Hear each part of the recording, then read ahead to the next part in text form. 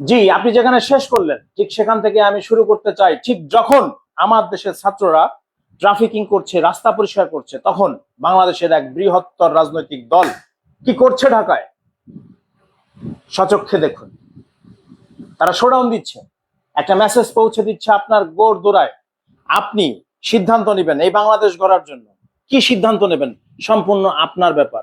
তবে আমি বলতে চাই, আমার সন্তানেরা, আমার ভাইয়েরা আমাদের কল্যাণের জন্য জীবন দিয়ে এই রাষ্ট্রকে পূর্ণ সংস্কার করার জন্য যে আত্মত্যাগ দিয়েছে, আমি সর্বোচ্চ আমার সমস্ত জ্ঞান, মেধা, প্রজ্ঞা এবং শক্তি দিয়ে আমি আমার ভাইদের পাশে আছি, এদের পাশে নয়।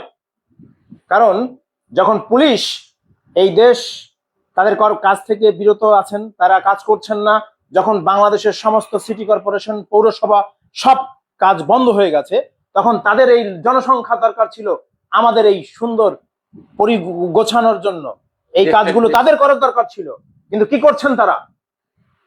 আপনাকে জুজুর ভয় দেখাচ্ছে। আপনি কি সেই জুজুর ভয় পাবেন? যদি পান, কিচ্ছু করার নেই, তবে আমি পাবো না। ধন্যবাদ সবাইকে আজকের লাইভের জন্য।